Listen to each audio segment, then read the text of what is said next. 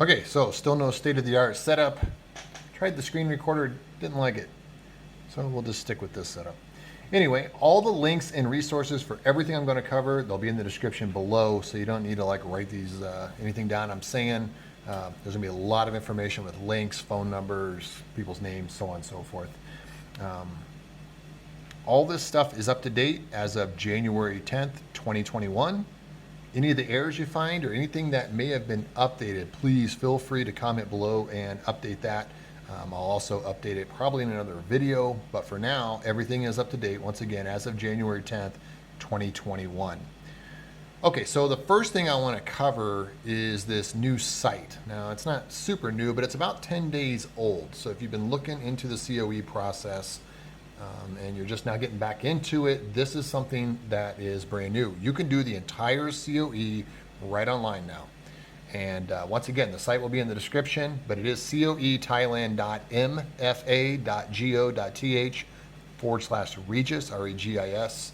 I tried it without the Regis and it aired out. It didn't take me anywhere. So I put that Regis back in there and it takes me right to the page you can see here. Put this into English and then for non-Thai nationals. Unless obviously you're a Thai national. And we'll put it in English language as well. Okay, so that video right there on top, that will show you the entire process. So I don't really need to go too in depth. It's all right there. And you can do, once again, the entire process right here online. Everything is here on what you need to do exactly to get your COE. Now, the COE for VOA only, if you're going to go this route, so that's visa on arrival, you can use this website. The negative to the visa on arrival for some is that it's only 30 days. Now they have since extended that to 50 or 45 because of the 15-day quarantine you have to do, but it's still only a 30-day visa. And according to the local embassy where I'm at in the Philippines, you cannot extend that visa. It is 30 days. You go in, you leave. Once again, 45 days because of the quarantine, but yeah. So you actually only get 30 days to actual travel time. It also outlines it once again right here on this site too. And in order to do the VOA program, you have to be in the list of 56 countries that are allowed on the VOA, once again, Visa on Arrival program. So you can just Google it, just put Thailand, 56 countries, VOA or Visa on Arrival. You'll find it. It's not too hard to find. And once you do that, you just need the COE in order to get in. You don't actually need a visa in order to get in. You'll get your visa when you're there. You just need the COE. And once again, this website is the best way to do that and the fastest way to do that. So yeah, that's the good news. It's all online. The negative is, once again, the 30 days. The other way to do it, which is the STV, the Special Tourism Visa, is 90 days. Now, I do not believe it's 90 plus 15. I think it's just 90. But you can extend it, and I've read you can extend it up to twice. I have not confirmed that with my local Thai embassy. They said you can definitely extend it once, but on one of the Facebook groups, I did see where you could actually extend this twice. So yeah, just contact your local Thai embassy and ask them in case you're interested in 270 days. The interesting thing is when you go for the insurance, 270 days is one of the options for insurance. So it kind of leads me to believe you can extend for twice, so you can buy the insurance up front for 270 days if you plan on, going that long. So with the STV visa, it's a little bit different. You have to apply through your local Thai embassy. You cannot do it on the COE online from what I know. That is per my Thai embassy telling me that you have to submit your paperwork through them. And I'm going to cover that a little bit later, exactly what you need there. But they can definitely guide you on that. Once again, the big benefit to the VOA, which is the Visa on Arrival program, is that you can do it all online and fast and easy. However, that visa cannot be extended. It's 30, 45 with the extra 15 days for the quarantine. So yeah, if you plan on being in the country longer than 30, or if you're not sure and you may want to extend, go with the STV visa, which is a special traveler's visa for 90 days.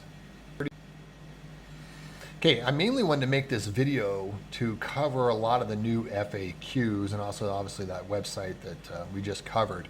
But really there's a lot of frequently asked questions in the Facebook groups. I'm going to tell you what I've found so far. I'm going to give you some other resources in case I don't have the answer. You'll be able to find it pretty quickly with the resources I'm going to be able to give you. So it makes it real simple rather than having to sit around and do Google searches and find out what's real, what's not, or people's opinions online. Okay, so one thing that's often asked is about the FTF, which is called a fit to fly. That is part of the COE. You have to have it to even board the plane. And certificate of entry, by the way, is COE. And you have to have this done 72 hours prior to the flight, along with your COVID test too.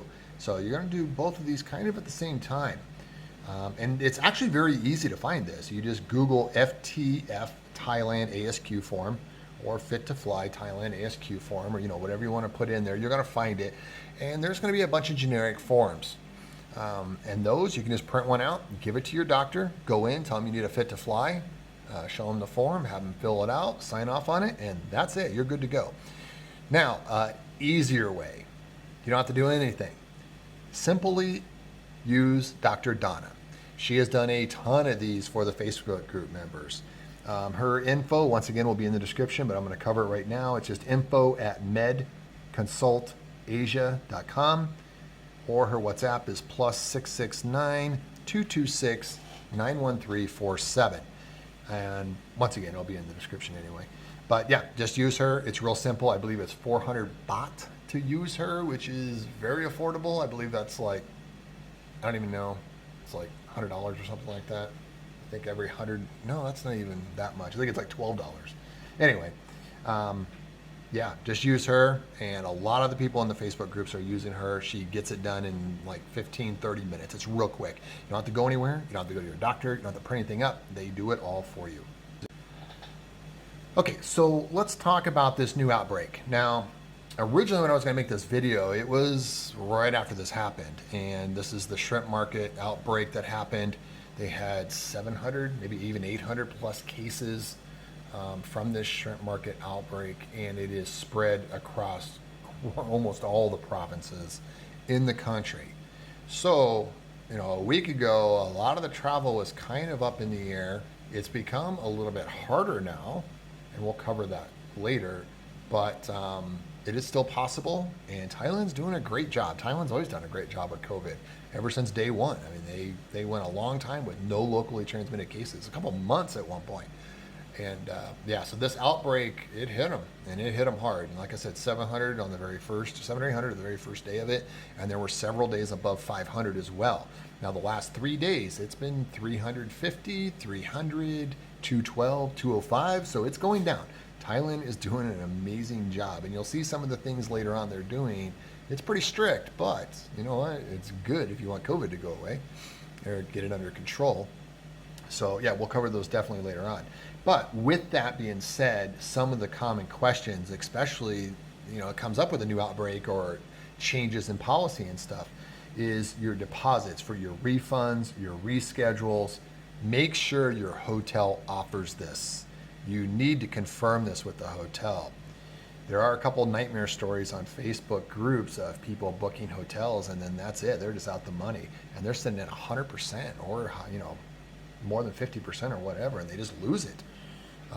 Your bigger chains are probably more trustworthy, but not necessarily. There are a lot of hotels with 5,000 baht deposit. So yeah, that's definitely one thing.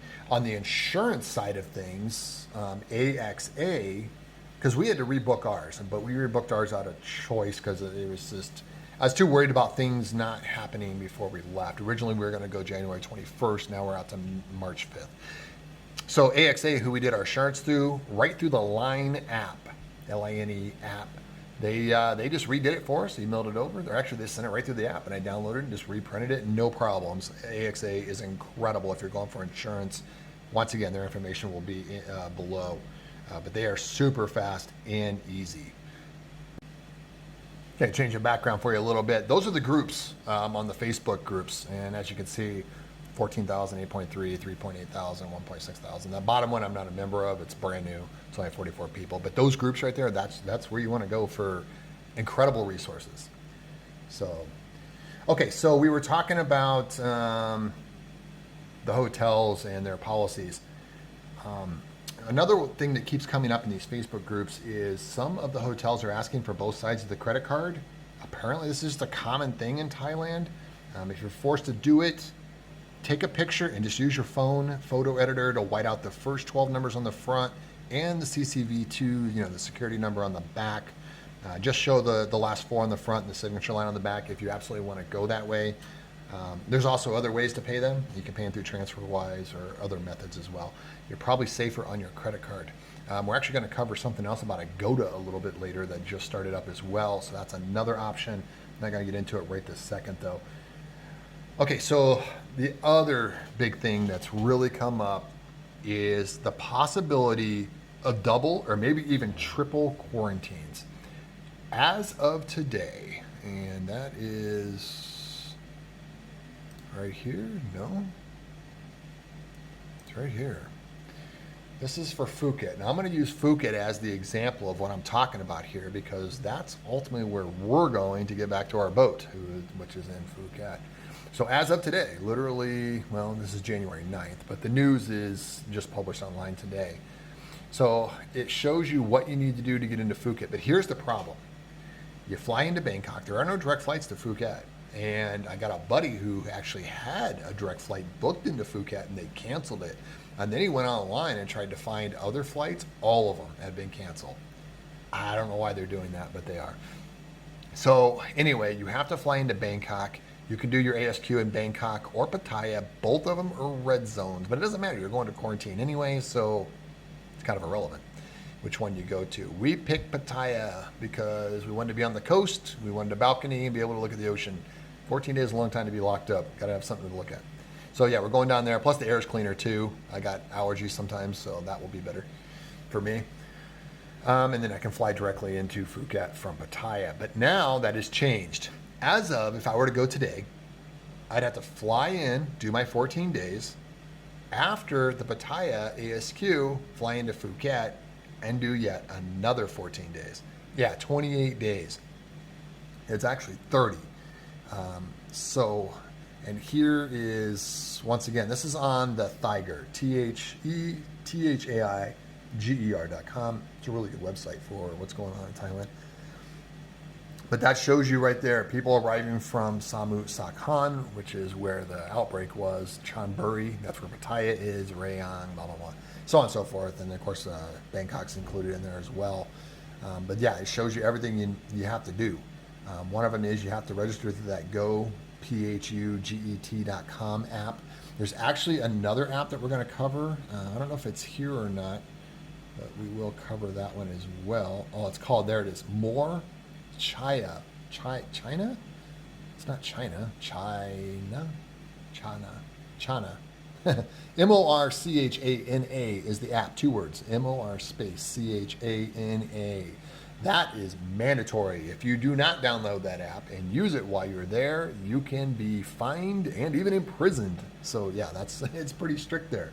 But once again, that's why they can control these outbreaks like this.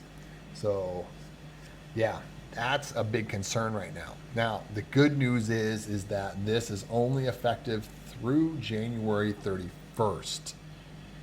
So I guess we made a really good decision to put our trip out until March 5th because, once again, January 31st. Now, obviously, they can extend that. But, as I already mentioned, the cases have dropped dramatically. They're doing a good job. Thailand does a good job. So I suspect by March, it's going to be fine. It'll be back to the way the ASQ program is before today.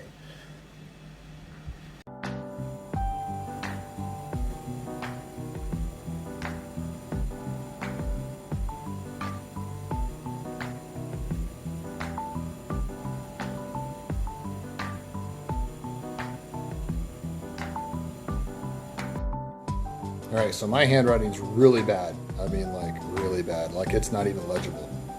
So, the wife is the one filling out all this wonderful application. And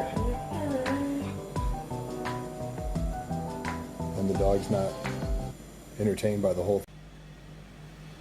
Okay, so we're going to talk about getting your visa without going through the COE online. So this is if you're going to go for the STV visa, not the VOA, which is visitor on arrival or special tourist visa. We did the STV because we want the 90 days and the ability to extend as well. So first step is we went to our local embassy. I emailed them. I found their email and I emailed them and they sent me a link to their website, which I'll probably just do that first. But yeah, so this one is Manila. Obviously you're going to want to go to wherever you're at, your local embassy for Thailand. And it's going to outline basically everything you need. And obviously you can email them as well. You have to present this in person or have a representative present this for you. Now, because of our situation here in the Philippines, we have to go from Davao up to Manila, coming back to Davao. There's all this issues with the PCR test because you have to have it 72 hours before you fly, but people were manipulating that and they were taking these certificates of other people and putting them in computers and modifying them to reflect new dates or, whatever. It was complete. It just sucks that people do that because now what happens is you cannot get the test before you leave. You have to test when you land, so then you get stuck at the quarantine facility at the airport for 12 to 24 hours, which is what it is. You have to wait for your test results because of those people. Okay, so I'm getting a little off track there, but yeah, everything's here. Like the visa application form is there. That's this one. Pretty self-explanatory, and you need a 2x2 photo for it. We went and took multiple ones just in case. So there's that. And then the next one you're going to need is, this shows you the requirements and procedures. I would imagine a lot of these embassies basically use the same exact thing. They just change like Royal Thai Embassy Manila to Royal Thai Embassy whatever. And if there's something going on in your country, then, and I'll cover that in a second what I mean, then obviously that's going to be on here as well. Here is how to apply for the visa and the certificate of entry. This is a lot of the stuff that I've already covered on if you're going to go for the visa on arrival or if you're going to do the STV. And then foreign insurance certificate. I don't think you actually need this. Your AXA or whoever your insurance carrier that you're using will do this. I think this is if you have a foreign insurance already that will cover you there. I don't know. That's just one of those things that can potentially keep you from getting in. I would just go with AXA. I mean, yeah, you're going to spend the money, but you're already spending a lot of money. So just do the AXA, get it over with. AXA is amazing. They don't have any problems with claims. There's been people that have had COVID that have had AXA and they had no problems getting the money, no paying up front. AXA took care of everything. I've read some other horror stories where the insurance companies were like, oh no, you pay the bill, then we'll reimburse you later. Now you're dealing with a foreign company and everything. No way. Just stick with the AXA. They are way more expensive, almost twice as much as a lot of the companies. Well, not a lot, but the cheaper ones are twice as much. But nobody has any problems with them, and everybody that's ever had them highly recommends them. And their customer service is unbelievable as well. Right online, they take care of everything fast. Okay, once again, kind of a little off topic there. Okay, so there's that. Now here's the Thai visa requirements that I was talking about before. So this is what you're going to need for the visa. This is what you need to submit to the embassy. Now, once again, this is for the STV program. This is not for the VOA program. You're going to need your hotel booking and reservations, or if you're being invited by somebody, you need a letter of invitation and all this other stuff. I don't even know how that all works because you have to go through the ASQ. You'd have to talk to the embassy about that one. Okay, so bank certificate of online banking statement. You just need $1,000 in there, and I think they want 3 months worth. This one doesn't say 3 months, but my embassy told me 3 months, so I did 3 months. It's easy. Employment certification, that's easy. Marriage certificate, you're gonna need that for the hotel anyway, so whatever. If you're married, that is. And then airline ticket reservation, valid passport. I mean, yeah, that's a given. A two passport or 2x2 size photos with a white background, which I think you just attach those to this other form. And then the application form, which is, yeah, that's what the ones you do it to. Now here's where things get a little bit weird. Step 8 here, not all this is required. And you kind of just need to stay in touch with the embassy. For example, copy of yellow fever card. That's all it says right here. But if you go on the actual website of the embassy, it lays out certain countries that need that. Now here we are running around trying to get a yellow fever card because I just decide to do everything, and it's very difficult here to actually get one because they don't have a problem with it here. So they have to wait for people to fill up, and it's really only travelers doing it. There's a lot of people traveling right now. So they told me it could be 2, 3, 4 weeks because they have to have 20 at a time for it to fill up. So whatever, it is what it is. Bottom line is, where I'm coming from, you don't need it. And if you're American, you don't need it either because I already covered that. I'm American with an American passport living in the Philippines. My wife is Filipino, so I had to cover both. And no, neither one of them need that. And once again, this is from the embassy in Manila, so it's kind of weird that it's on there. They should probably remove it, but whatever, it is what it is. You need a valid ACR card, iCard. Once again, I'm not listed there. The United States is not listed there, but I do have one, so I'm going to go ahead and give it to them anyway. It's not going to hurt anything. Copy of last arrival and departure stamp from immigration. If you're in the Philippines, you also need an exit visa, which is not on this list because Thailand doesn't require it. It's something the Philippines. So that's just something to keep in mind. If you've been here longer than 6 months, which if you're in the Philippines and you're a foreigner, you've been here longer than 6 months because there's really no way to get in. The only way to get in is if you're married or if you have a child here, and the child one still takes a lot of work. So more than likely, you've been here longer than 6 months. So yeah, you're gonna need the exit visa. And then one thing that I covered in the first video, but once again, the first video became a train wreck, so it's not up. All submitted, this is a big one. All submitted documents will not be returned, except for the passport. Make sure that you have a copy of everything for every single person that's going. At least one copy, if not more. You are not getting it back once you send it off to them. The only thing you're going to get back is your passport. It's going to have your visa stamp in it, I'm assuming. And then this applies to us. If application submitted through a representative, and when claiming the visa, submit an authorization letter and a copy of the company ID of the authorization person. The thing for me is the person I'm using is not employed anywhere. So I'm just going to send a copy of their passport and also another copy of another ID for them, and hopefully that's good enough. I think it's going to be. I don't know if they're talking maybe about a lawyer having to do it. I don't think so, though. I think that will be fine. And then at the very bottom, I've already covered this a million times, the TR visa, which is the STV visa, is valid for 3 months once it's issued. It does not say you can extend it there, but you can definitely extend it at least once, maybe twice.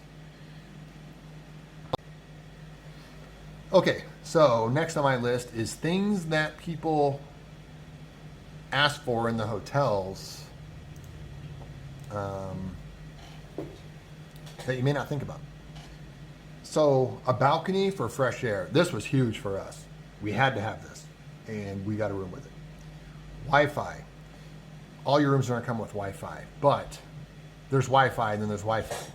And what I mean by that is if you have Wi-Fi right in your room, the router's in your room, that is much better than having the router down in, say, the lobby, and you just happen to be in the furthest room away from the lobby. You may not even have signal. So yeah, confirm with the hotel. Is it in the room? If it is in the lobby, do you have, I don't know if they're called repeaters or whatever they may be called, whatever. Make sure you got good connection everywhere. You might even want to ask them or get on the Facebook groups. Look up your hotel in the Facebook groups. And a lot of people bring up the Wi-Fi. It's a big deal. I mean, Wi-Fi is huge. 14 days, that's a lot of Netflix. That's a lot of working that you could be doing. It's a lot of all kinds of stuff. That Wi-Fi would really help that. So yeah, 14 days without Wi-Fi would be pretty rough. A microwave for your leftovers to heat up food that is cold. Cold food is by far and away the #1 complaint I read on the Facebook groups when it comes to these hotels. I think they just make it up in big batches. I don't think they're trying to bring you bad food or cold food. It just kind of happens. I mean, this is quarantine. You're not there for a 5-star experience necessarily. Obviously, the hotels you spend more money on, it's probably different. But the hotels I've been reading about are the places that are $30,000 up to maybe $100,000 at the most. There's places definitely above that, and you're probably going to get incredible service. I'm in quarantine. I mean, I don't know. It's not that big of a deal to me. I'd rather save the money and just spend it somewhere else. A SIM card. This is a biggie because it's not something you think about. You're so used to traveling, landing, just getting a SIM card at the airport. When you land, you are suited up. You will be in like full-on PPE. I've seen pictures of people coming out of or through the airport. They're full on PPE, suits, gloves, booties, you name it. They don't let you go anywhere. They don't let you stop to talk to people. You're contaminated. They assume that you have COVID, and that's probably the best policy to have. If you treat everybody like they have it, and then 14 days they don't, then fantastic. But yeah, they treat you as if you do have COVID. So yeah, you're not going to be going and getting a SIM card. So I would confirm with the hotel. We've already done this, and the hotel said, yeah, no problem. Just let us know. We'll go get you one, and we'll make sure it's in your room, so on and so forth. So yeah, it's pretty simple for the hotel. And then a hotel's not going to get you a SIM card like that, or charge you to do it, or whatever it may be. Yeah, they probably don't stay there. It's pretty simple.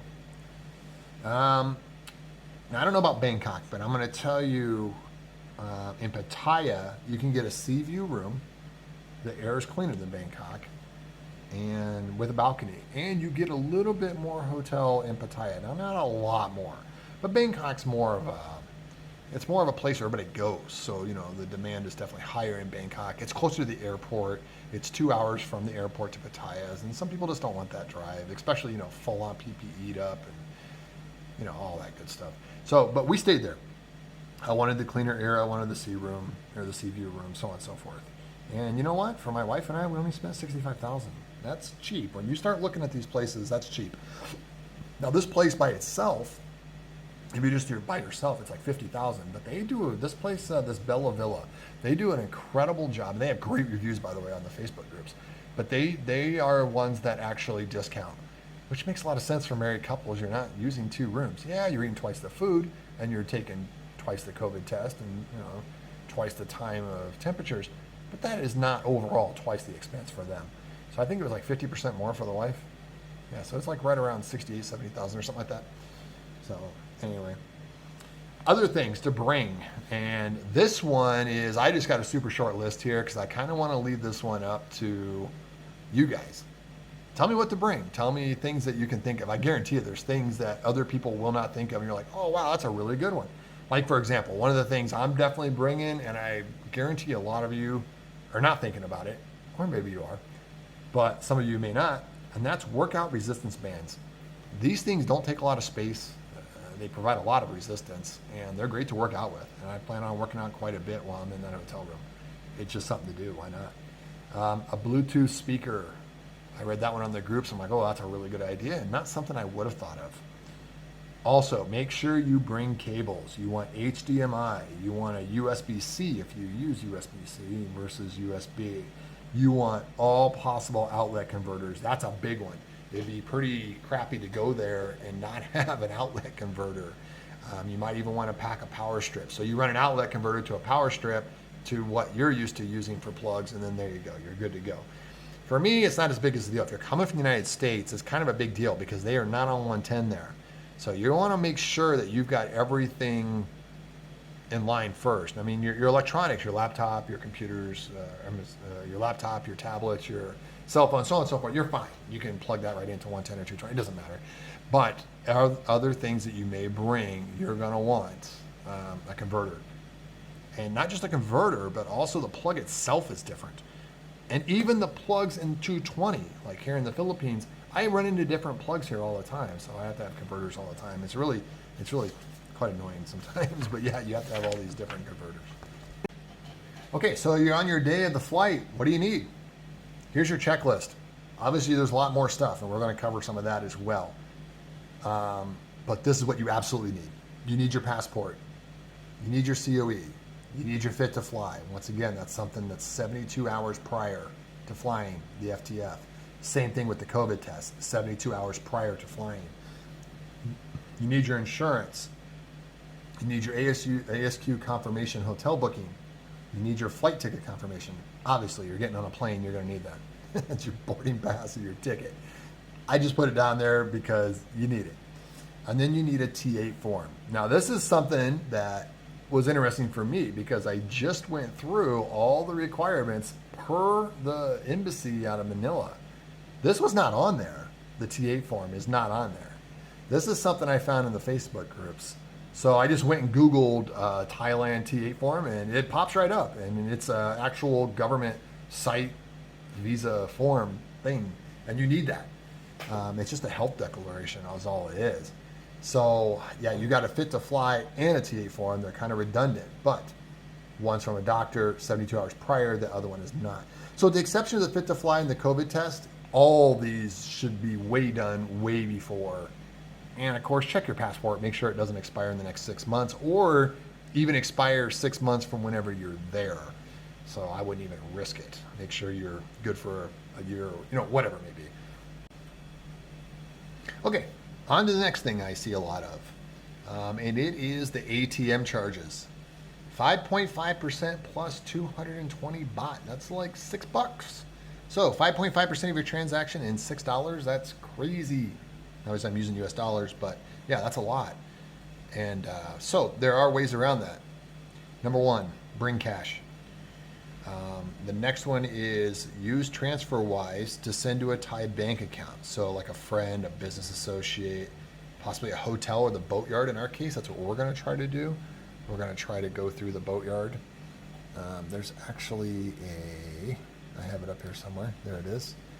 Super Rich Thailand. This is a really good way to exchange money. So if you bring cash, you can exchange it. Now I'm going to show you how good their exchange rate is. I did this right before this video. I did this page, and then I went over here, and then I put in the actual $1 to Thai baht. 30.13. They're at 30.12. So they're not making very much. I mean, that's a great exchange rate. So, I mean, there's other options out there. You're obviously not going to get better than 0.01. So, and maybe I'm reading that wrong. Maybe it's the selling side I'm thinking of. But either way, it's still very close. So yeah, that's one option when you're doing the cash. You can also, like I said, use TransferWise.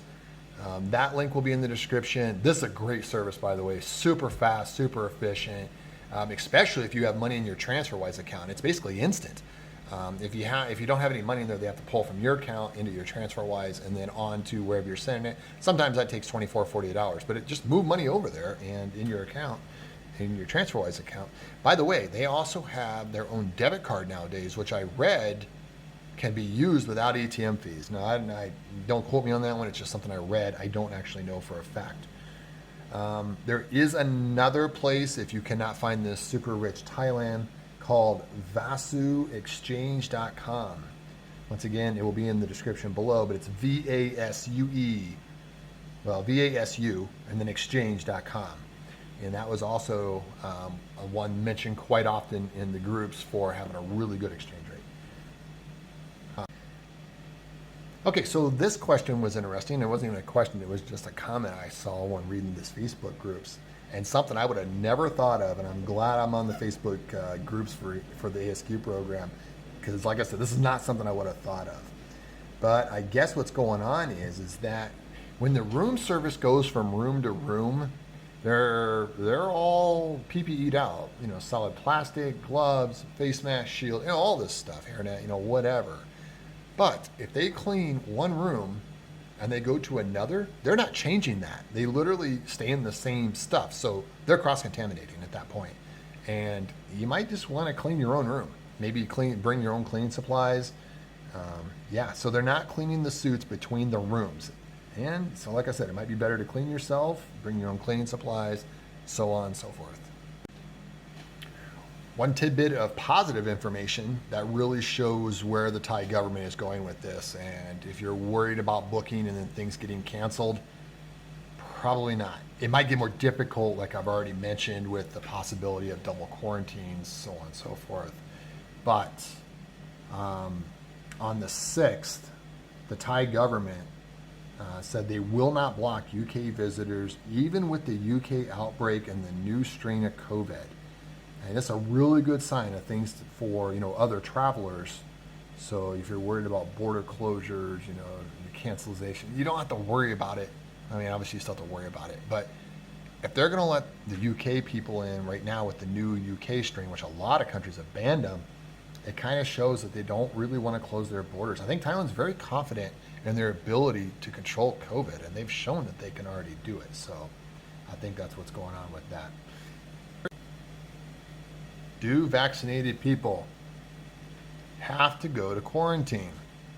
Well, I mean, this is a good one, right? But yeah, they actually still have to do quarantine I get it. I mean, even if you've had both, but I mean, at the time I'm recording this, there's very few people in the world that have had both shots, that is. So, yeah, you've only had one at this point, and it's very, very few people in the world that have had this. I mean, yeah, it's a couple million.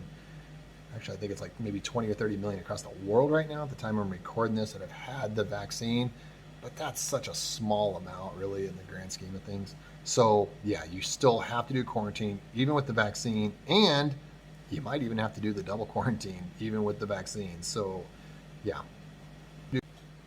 Okay, so something else that comes up, and actually I was one of the first people to ask this because it's a big concern for us. So, like, we're flying into Thailand, and then we're going to go get our boat in Phuket. And the plan is to sail it back. Now, things have changed, and that may not be possible. It isn't right now, but hopefully by, we're going in March with a 90-day STV, and maybe even extend and get the vaccine there in Thailand. So we'll be okay. But as part of the COE process, you need an entry and an exit ticket. Well, obviously, we're leaving on our boat. I don't need the exit ticket. So I was trying to figure out all these ways, contacting the embassy to make it so I only had to have the entry ticket, so I didn't have to mess with that ticket of leaving. But a few things after thinking about it. First off, let's just say for some reason borders do not open and we cannot leave back on the boat. So that would only mean that we can fly back out. So it's probably better to have that return trip. And then also I can just get, a fully refundable ticket. So it just makes it easier just to go ahead and spend the money now, get the fully returnable ticket. If it's not used, then, obviously get the money back. Or it's kind of our safety net if for some reason we can't leave on the boat. So yeah, something to consider, but at the end of the day, it doesn't make a lot of sense not to get the return, especially with refundable tickets. Okay, so earlier on I said I was going to cover this in my previous video, which ended up being an editing disaster. I'm not even sure if I'm going to put it up, so that's why this one's kind of running long, because I'm actually combining my original video I put up like 2 weeks ago on this. But now Agoda, A-G-O-D-A, just simply go into Agoda. I mean, you can see the site there. It's agoda.com/quarantine-th. And yeah, this is all the quarantine hotels right here. So you can just search them all at once. You can find out the rates. Once again, I highly, highly, highly recommend you go to one of those groups or all four, especially the top one, the top two, and you'll find hotel reviews if you want to know what's good and bad. Here's the cool thing with Agoda is that if there are rebookings, now you're not worried about the hotel potentially ripping you off. You're going to be able to rebook with Agoda if something gets canceled, whether it's a flight or, what have you. I would use a credit card on Agoda. That's kind of double redundancy. Your credit card is protecting you, and then Agoda will be protecting you as well. So originally, I thought it was a bad idea because it just adds another thing in the middle that could get screwed up. And it's such a process to even get in as it is right now. Why take that risk of having something else? But now I think it's definitely worth it. I did not do this because at the time it wasn't available. But if I had to redo it again, I would probably definitely book through Agoda for that protection. All right, very, very, very common question. Kind of a funny one, but whatever. Non-married couples cannot stay in the same room in Thailand. It is the law. Law of the land, so you can't do it. And the hotels definitely follow this law because they could get into a lot of trouble if they allow it. Now, what I have read is, well, first off, if you are married, bring your marriage certificate to prove so. Without that, you may not even be able to stay in the same rooms even though you are married. So yeah, bring a copy of your marriage certificate. If you're not married, I have read in several of the Facebook groups, and this is strictly on the hotel. Some hotels may do it, some may not. But you can get adjoining rooms. And then with the door in the middle, normally is going to be locked, but some of the hotels will leave it unlocked. And what happens behind closed doors happens behind closed doors type of thing. So yeah, that's another one you're going to have to get on the Facebook groups to look at to see what hotels have done that and what, whatever. I don't know if you call them up and ask them if they're going to be completely straight with you on that one because it is technically the law. They're breaking the law by doing that. So, I don't know. There's that. All right, so yeah, that's about it for now. Like I said, I combined 2 videos into one, kind of.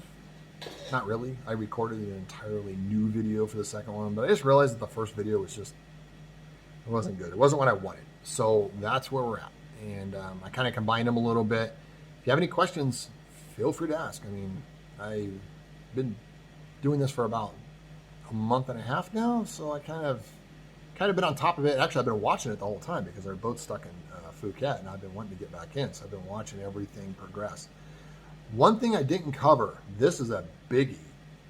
Richard Barrow, I believe is his name. Let me look that up real quick. This guy is a wealth of information in Thailand. Let's see, Richard Barrow in Thailand, I believe is this page. Yeah, that's him.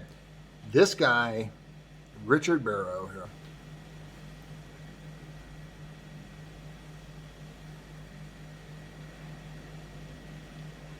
This guy is a wealth of information. And it's not just for this. I mean, right now, a lot of the stuff that he talks about is this, because that's what's, popular. I mean, the guy's got 130,000 followers. I mean, all news sources are here. So if you just want one news source, I mean, yeah, you can go to Google and search for news and stuff through Google News. But really, this is the biggie. So yeah, I mean, this one's brand new, 2 hours ago. The following express trains and excursion trains will be canceled from the 13th of January until 28th of February. Wow, that's some crazy news. So yeah, if you're planning on taking trains, they're going to be canceled. That's what Thailand does, though. I mean, they that's why they can control it. So yeah, that's kind of a big deal. I mean, the end of February, I just now noticed that. So there you go. There's some new, fresh information. And he gives daily updates of the COVID cases, so on and so forth. But yeah, Richard Barrow in Thailand. Use that guy. So anyway, back to what I was getting at before I remembered that I forgot something. Yeah, if you have any questions, comments, if you want to add to this, absolutely add to it. Anything that may have gotten wrong, please correct. Anything that's updated, please add. You're more than welcome to, because I like having the resource on here. You can also just join the Facebook groups and do it that way as well. That's a really good resource. So, alrighty, peace out.